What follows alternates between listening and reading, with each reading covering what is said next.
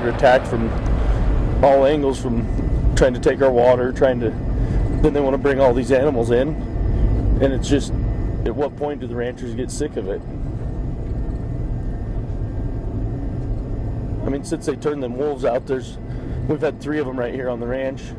The ranch is from here. I live about 3 or 4 miles up the valley there, and there's been 3 of them pretty much just living here. One of them's the one from last year, from Walden, the black male. My buddy videoed him right here, just up the road here.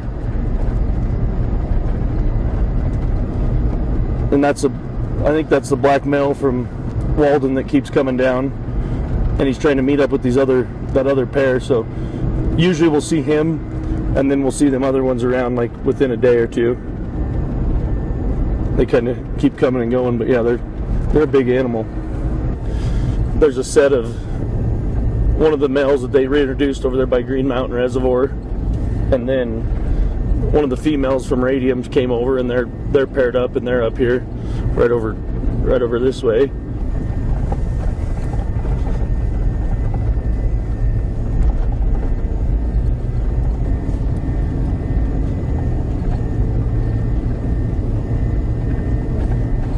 Up here in the tractor, there's my mom's got my two kids, and then my dad. So we'll go over here and we'll feed this bunch of cows. Then we'll feed these other ones. Then we'll go over here and feed these calves.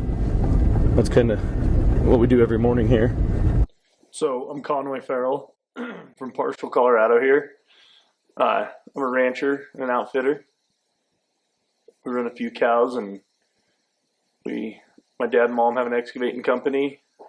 Me and my brother and mom and dad are involved on the ranch, and then me and my wife do a little outfitting business on the side.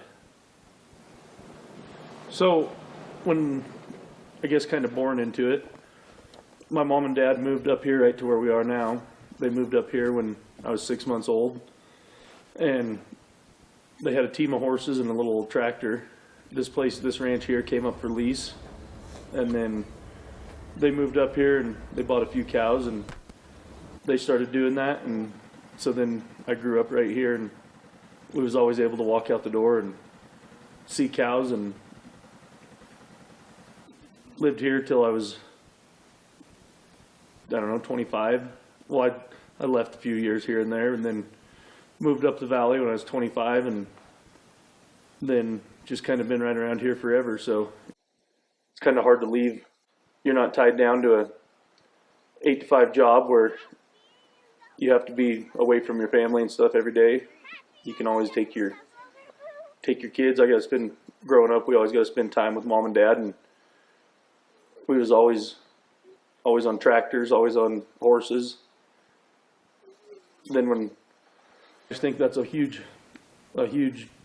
disconnect from the people that that all thought they were going to see this stuff. And I don't think they ever will.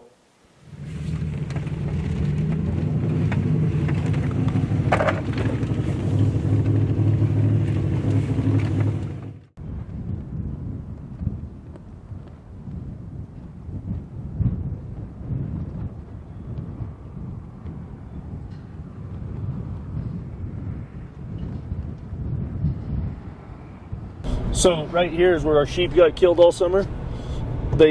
We'd bring the sheep in here at night, let them out in the day, and then they'd roam right here and just feed right here. Well, the wolves, they denned about 2 miles from here, and then when the pups got to be a little older, they came over here, and they were like, we found a dead sheep right here where we're at, and I mean, you can see how close this is to the headquarters in the ranch right here. I mean, you're right in the yard, but.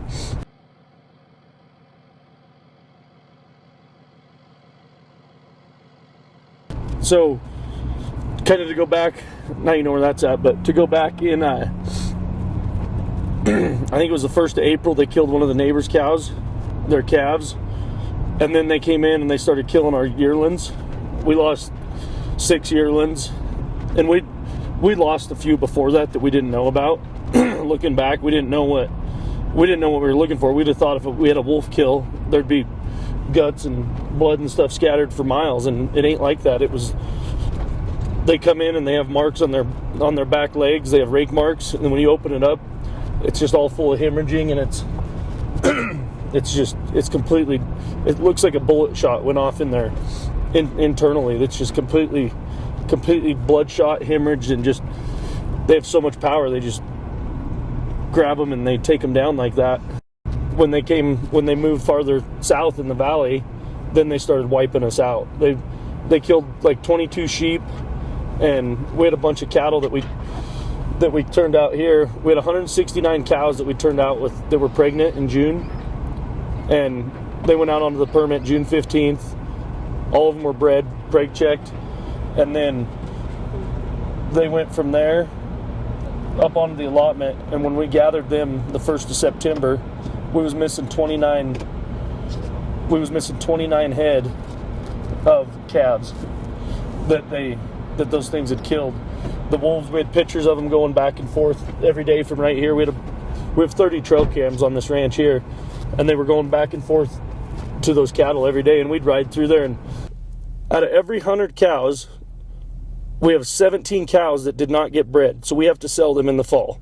The 17% death loss in that one bunch of calves, that's 17 calves that we didn't get to sell out of 100. So these calves, if the calves are worth $1,800-$1,800, I mean, you start going through the numbers of the calves, then on top of that, the cows that you have to call out of your herd. There's no way we can stay in business and be sustainable. We'll be broke in 2 to 3 years if we can't manage, or they don't start figuring out how to keep these things out, or do something as soon as they start getting into an area and attacking. This kind of a business, you have to borrow a lot of money, and we all have payments, land payments, equipment payments, cattle payments. We have truck payments. We have all kinds of payments, and everybody's trying to struggle to survive day to day without these high numbers of losses. I would say the hardship on the family part, we was losing cattle down there on the river because I was up taking care of yearlings that we don't usually have to check that time of year for periods of time. Like, we go in, we feed them, you spend an hour with them a day, and you check them, and they're done. This spring we was up here running wolves out of the yearlings. Well, then we're not providing the proper animal husbandry to our cattle that are down on the river calving, so we lose calves down there because we're not there to watch them and take care of them. And then if you want to talk about impacts, try to have a wife and 2 kids, and you don't ever get to see them for an hour a day, and because you're out fighting with the wolves and fighting with the CPW and all this stuff. Like, there's huge impacts that nobody ever sees.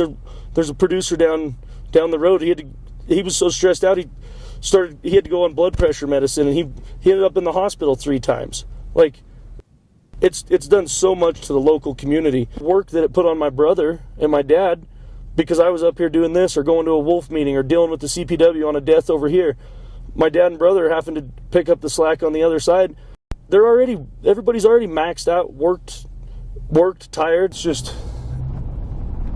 It's crazy to see that people can't even protect their private property without worried about going to jail or prison because these guys won't let us protect our stock. And they say, oh, you got the 10J rule, you can get them while they're in the act. Well, I mean, out of all these deaths and everything, I've seen them in the act 2 times where you could, and you can't get there. I mean, the one time I was 700-800 yards away, and by the time you get there, and the bull fears you come and he runs off. Like, and we're all terrified.